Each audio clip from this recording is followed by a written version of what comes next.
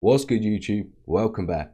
Thank you for clicking onto this reaction. I hope you're looking forward to it just as much as I am. If you haven't already, head over to the content creators page. That link is in the description box down below. If you haven't already and you're enjoying our content, you know what you need to do. You need to like, comment, subscribe, hit that notification bell, but we're going to jump straight into this one. Hope you enjoy. So we've got Islamic Golden Age, Scientific Method by Kings in General. Let's go. Like I said, if you've got any other suggestions for the one after, let me know. The Islamic Golden Age was a period of massive advancements and exchanges of scientific discovery in the Middle Ages. In the previous episode of this series, we discussed the factors which led to this explosion on nearly every intellectual front, and we explored the worlds of theology and philosophy which shaped it. Now let's delve into how this community of thinkers contributed to the development of our understanding of science. Shout out to Magellan TV for sponsoring this video. The process for theorizing, testing, and analyzing through experimentation is known as the scientific method. For thousands of years, ways to systematically test phenomena to understand them have led to scientific breakthroughs. Discussions of scientific methodology have roots back to ancient Egypt and Babylon, but also independently emerged in ancient India among both Hindu and Buddhist philosophers. Likewise, scientific methods were a major subject among ancient Greek philosophers and physicians. Most important would be Aristotle, who developed methods of both deductive and inductive reasoning, and the often underappreciated Democritus, who wrote extensively of the existence of atoms, an object of matter which could not be broken down further, breaking reality into its constituent parts. So interesting that so many of these things have been sort of present from so early on, and they've just sort of been worked on and developed over time. This was all theory, however, and in the Islamic world, theory met with testing to develop the earliest experimental methods. Here, the idea of running experiments and once again, this is really interesting to actually take for it to go from that being taken into theories for in the Islamic age, all those theories to actually be tested and theorized and put into practice is really interesting as well. Using measurement to test different hypotheses came into its own. Many of the great thinkers of the Islamic Golden Age were polymaths and generalists, so many names will appear again and again as they worked in different areas of study. One great developer of experimental methods is one of the great minds of the age, Hassan ibn al-Haytham. Al-Haytham was born in what would be modern-day Iraq, and did much of his work serving as a vizier or political advisor to the Buyid Emirate. Using logical reasoning, combined with empirical experimentation, he disagreed with many Greek philosophers on the nature of light and vision, which we will discuss later. Al-Haytham saw I'm liking little teasers because I'm looking forward to finding out about himself on a quest for truth above all else, noting that it's difficult to find a hard path to make the journey. He practiced a process of relentless skepticism and finding the truth through observation. This thinking is an early form of positivism, or the theory that knowledge about natural phenomena can only be derived through observation and reason. Furthermore, Al-Haytham's writings indicate a form of using the principle of Occam's razor, or choosing the option with the fewest number of assumptions when selecting between different explanations for phenomena. That's He often pointed out frustration with the lack of development of such thought in ancient Greek texts. What Al-Haytham did through his work, it was all just thought. There was no actual action put into it to confirm those thought process, so he got annoyed at that. Interesting fact. Work introduces the idea of induction to scientific methods, as opposed to deductive reasoning, where one removes possible explanations for phenomena until only one remains. Induction builds a collection of evidence and uses reason to find a theory which is the best explanation given what's at hand. This thinking is the philosophy behind modern science. Another developer of the scientific method in this age was the ancient Persian scientist Abu Rayhan al-Biruni. He took an even greater interest. Thank you for this suggestion. I really enjoy these types of videos just as much as the actual sort of battles. But I really enjoy finding out about cultures and about sort of the background side of things as well. So thank you for this suggestion. If you've got any more, let me know. Interest in systematic experimentation to find natural principles. Al-Biruni made much emphasis on the repeatability of experiments, a cornerstone of the modern scientific method. He showed concern with making sure to prevent bias in observation, and so often repeated experiments many times. Really laying the foundations for what we believe science is today. Al-Biruni desired to make averages of outcomes to compensate for the errors inherent with tools and the humans who used them. These advances would found the basis of scientific development throughout the Middle Ages, and the scientific method would not go through further development until well into the 12th century, 100 years later. Islamic scholars also made marked developments in the area of mathematics. In many cases, they built upon scholars from around the world to cross-pollinate some of the most foundational parts of our understanding of numbers. We can start with the numbers themselves. The current system we have for the writing of numbers goes by the colloquial term Arabic numerals for a reason. The Arabic numeral system is an excellent example of the factors which made the Islamic Golden Age so impressive. The number system has its origins with Hindu mathematicians in India in the 8th century, including the concept of a number 0. You learn something new every day. From India, it came to the court in Baghdad, where it attracted the attention of the brilliant working mathematicians in the bustling city. Most importantly, it came to the attention of Persian mathematician Muhammad ibn Musa al-Khwarizmi. In 820, he published On the Calculation with Hindu Numerals, advocating for the mass adoption of a base 10 numerical system, which made doing mathematics much more manageable. The book would be copied and translated across Eurasia and North Africa. Its Latin translation was Algoritmi de Numero Indorum.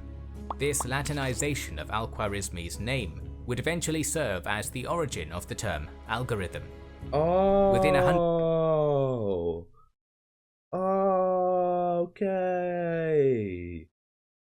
Okay. So is his name translated and it's like shortened from Latin? Okay, that's really cool. 100 years, Islamic scholars took this contribution, spread it, and began developing new and ingenious uses for these numerals.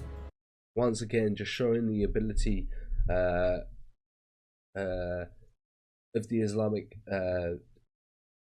people to be able to translate it and make it accessible for everyone. You know, that's such a valuable thing that they've including done. the first case of using decimals to record fractions.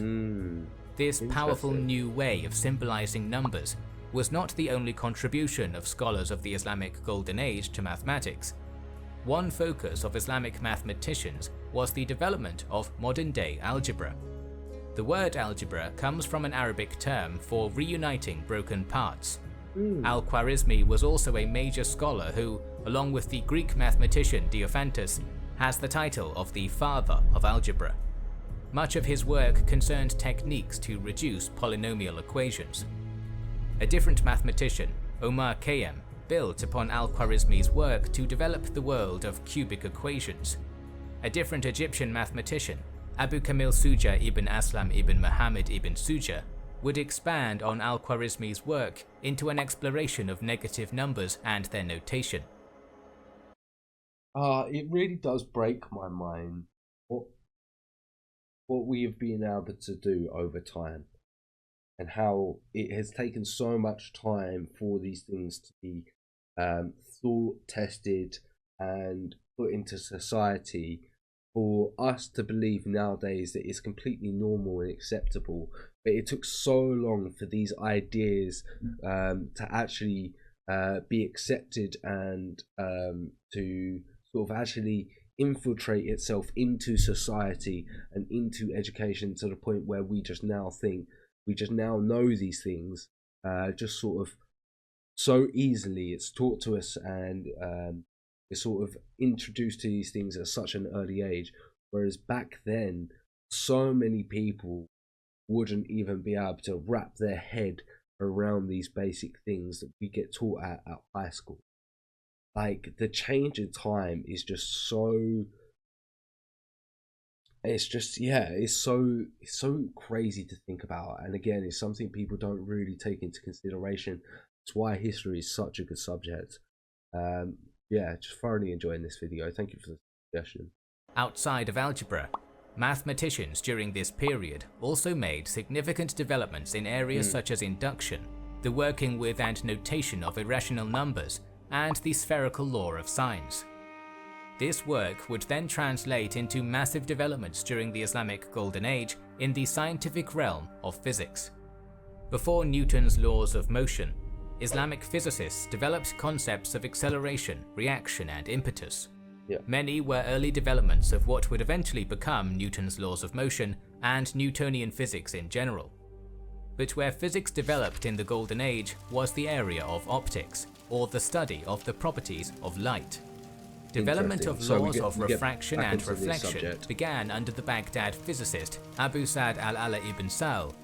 He wrote an influential treatise investigating how curved mirrors bend and focus light, developing the first law of refraction and inventing anaclastic lenses, a critical early invention in the development of eyeglasses and eventually the camera. Then optics would change entirely once Al-Haytham began to work. So it was what led up to glasses and also cameras. That's actually really interesting. In the field. The same Al-Haytham who pioneered the scientific method also often receives the title of the father of optics, and not for no reason. Strong name, strong name. He began his work analyzing the work the Greeks had done on reflection. In his famous book on optics, he published significant disagreement with the likes of Ptolemy and Euclid on the nature of vision. The Greeks firmly believed that eyesight worked much like sonar or radar, that light was emitted from the eyes and reflected to give sight. It's a fair assumption.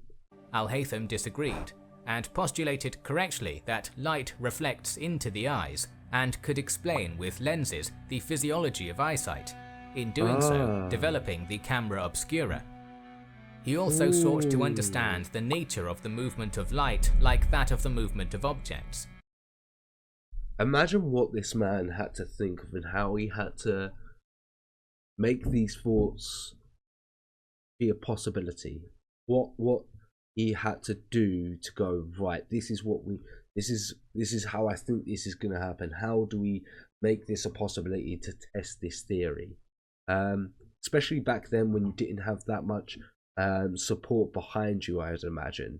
Do you know what I mean? Nowadays, scientists, a lot of scientists might be backed by a private or a government organization, whereas back then, I imagine like there wasn't as much support for these things. So you're having to do a lot of these things just by being creative on what you have around you. Another interesting thing to think about, you know? That many of the laws of motion seem to apply the same way. And the scientific development didn't stop there. Another place of significant growth was the field of astronomy. Much effort went into developing astronomy as part of a project to determine Qibla, the direction of the Kaaba. In Muslim prayers, one is expected to perform them facing Qibla anywhere on Earth. Yeah. They also used astrology to determine when to perform important actions. Developing these fields. I see. Yeah, because obviously you would need to know that information.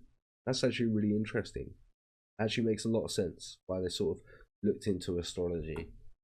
Polymaths like al-Khwarizmi also published documentation of the movement of the sun, moon, and planets. Centuries before Galileo, many Islamic astronomers expressed doubts in the prevailing Ptolemaic understanding of the cosmos, the idea which places the Earth as an immobile center of the universe. While none of them ever stumbled upon a heliocentric model, there was a definite growing suspicion that Ptolemy's model of the universe did not hold up under observation and mathematical modeling. Looking back down on Earth, Golden Age Islamic scholars made significant advances in geography, as well as a very dear subject to kings and generals, cartography. The Islamic Age was full of Muslim explorers. They documented exploration ventures as far east as China and south as southern Africa. Maps were also integral for many aspects of maintaining such a massive empire, for the everyday needs of outlining just which territory kings managed, as well as making troop movement plans for generals. Because of this importance, geography and cartography were well-funded priorities of the Abbasid caliphs.